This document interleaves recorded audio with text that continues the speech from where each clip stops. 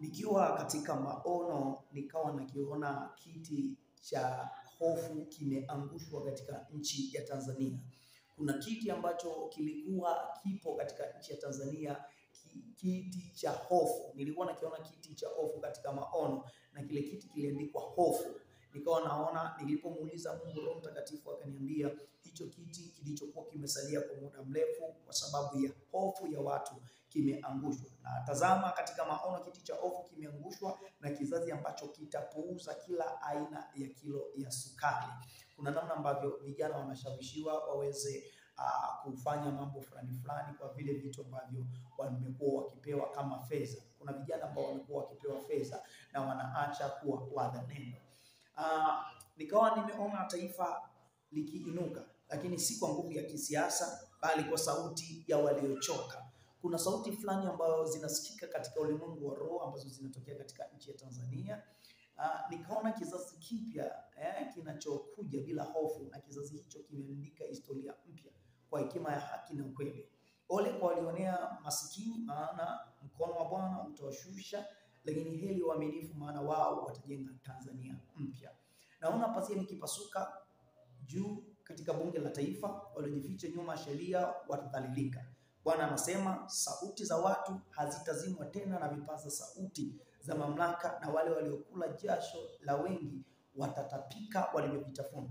Bwana anasema taifa litatikisika, si kwa maandamano bali kwa woga. Bwana anasema anaitengeneza Tanzania yenye watu wenye roho nzuri, sio wenye matumbo mazuri. Lakini tena tazama, Bwana anasema wale waliodhani watatawala milele watashangaa wakiona watu waliowadharau wakiongoza. Bwana anasema Tanzania haitainuliwa na maneno ya kampeni, bali na matendo ya kweli pamoja na haki. Bwana anasema ukimya wa madhabahu uliosababisha watu wateseke katika taifa hili la Tanzania, viongozi waliobadilisha maombi kuwa miladi na madhabahu kuwa jukwaa la kisiasa, nanyi mmeandikwa katika mkono wa Bwana, hivyo hukumu iko juu yenu. Bwana anasema sitakubali tena kondoo wangu wachinjwe kwa jina la sadaka. Nitainua watu waliodharau pesa wakachagua kusikia sauti ya kweli. Watakuja si na kola za kichungaji, bali na moto kubadilisha taifa hilo la Tanzania. Heri walio kwa ajili ya haki, maana siku yao ya kuinuliwa imewadia. Bwana anasema si kwa kelele zenu, bali kwa machozi ya wanyonge nitaleta mabadiliko. Katika maono pia nikaona vazi la mamlaka akivalishwa mtu mwenye majeraha mwilini, ambaye sasa hivi mpaka ninapozungumza anakabiliwa na kesi ambayo inaitwa kesi ya uhaini katika nchi ya Tanzania. Nikawa naona vazi la mamlaka ya uongozi akivalishwa mtu mwenye majeraha mwilini mwake, na sauti yake ilijenga hofu kwenye mamlaka itarudi, na taifa litaondoa hofu kutokana na ujasiri wake. Bwana Yesu asifiwe sana. Mungu anapozungumza mambo haya ni mambo makubwa sana. Sisi tunapewa neema ya kuona, sisi tunapewa neema ya kutambua nini ambacho Bwana anazungumza. Labda kitu kimoja ambacho ningependa nikuhamasishe wewe Mtanzania ambaye umekuwa ukinifuatilia na kunisikiliza kutoka nchi ya Tanzania. Ombea sana nchi ya Tanzania, kwa sababu kuna vitu ambavyo vinaendelea katika ulimwengu wa roho. Kama watu wote wangekuwa wanaona kile ambacho kinaendelea, hakika Tanzania wangeachana na ubishi wa kisiasa. Wote wangekusanyika katika uwanja ambao mnahitaji Benjamin Mkapa ili muweze kuiombea nchi ya Tanzania. Lakini labda tunikuatie moyo wa Tanzania ya kwamba Mungu bado ana makusudi makubwa sana na nchi ya Tanzania. Mimi niko Zambia, lakini nafurahi sana kwa kile ambacho ninakiona katika ulimwengu wa roho kuhusu Tanzania, kwa sababu Mungu amepanga kuileta Tanzania mpya. Tanzania ambayo vijana watapaza sauti na kusema ya kwamba mtupeni nchi na sisi tuijenge. Tanzania ambayo itakuwa na nguvu na mamlaka, na kila mmoja atatamani kuishi katika nchi ya Tanzania. Nataka tu nikwambie kwamba Tanzania mpya inakuja. Tanzania yenye mabadiliko inakuja. Kwa sababu sasa hivi nikiwa katika maono nilikwambia kwamba naona neema inamiminwa kwa wananchi wa Tanzania. Wanasubiri, wamepewa tunda la Roho linaitwa uvumilivu. wanavumilia mpaka siku ya uchaguzi. Siku ya uchaguzi, usifikiri wewe kiongozi au wewe mtu ambaye umekuwa upo kwenye uongozi muda mrefu ya kwamba unaweza kuwashawishi Watanzania kwa maneno yako mazuri. Watanzania wamepewa macho ya kuona, wamepewa maarifa na ujuzi wa kujua kiongozi yupi ni bora, kiongozi yupi hajatutendea haki. Kwa hiyo usifikiri ya kwamba unaweza ukawaada. Wanaweza wakakupigia kelele kwa ajili ya sababu wewe unawapatia fedha, kwa sababu wewe unawapatia chochote kitu, unawapatia vitenge, unawapatia kofia, lakini usifikirie kwamba Mungu kaweka roho ya ujasiri ndani yao, ameweka tunda la uvumilivu. Wanakuvumilia tu, wanakuvumilia.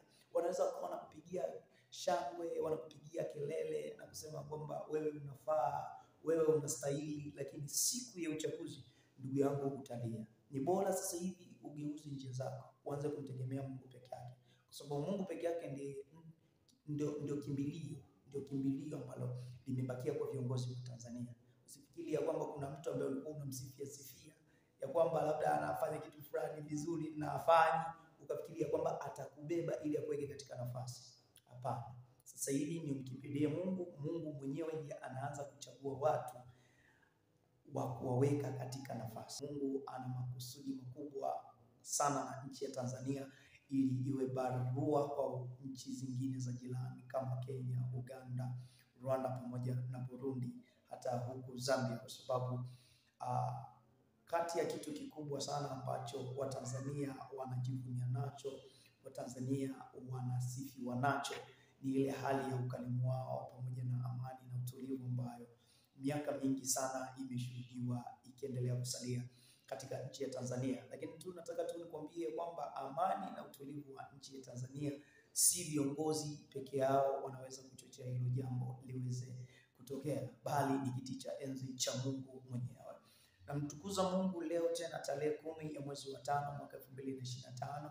Nimekuwa nina mzigo mkubwa sana wa kuendelea kuliombea taifa la Tanzania na bara la Afrika kwa ujumla, kwa kile ambacho kinaendelea katika ulimwengu wa roho. Nilikuwa natamani labda pengine hata ya maono wao wanapewa viongozi, lakini kwa sababu wamekataa neema hii, basi tunapewa watu wachache, na sisi watu wachache tukipata maono kama haya tunaleta mbele zenu ili muweze kujua ya kwamba Bwana ana makusudi gani na mataifa ya Afrika. Lakini leo nitazungumzia hasa taifa la Tanzania ambalo mara nyingi sana nimekuwa nikiliombea na nimekuwa na mzigo mkubwa sana wa kuliombea.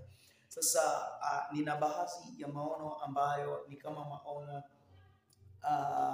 ambayo Bwana alikuwa ananionyesha nilipokuwa nimetoka katika mlima wa maombi, nikiwa katika usingizi mzito. Bwana alinionyesha, nikawa naliona vazi la mamlaka, ni vazi la uongozi, akivalishwa mtu mwenye majeraha mwilini mwake, na sauti yake iliyojenga hofu kwenye mamlaka itarudi na taifa litaondoa hofu kutokana na ujasiri wake. Kuna mtu ambaye namuona yupo nchini Tanzania ambaye ana majeraha ndani ya mwili wake. Huyu mtu mbingu zilikuwa zikimvalisha vazi la mamlaka, vazi la uongozi. Mtu huyu mara ya kwanza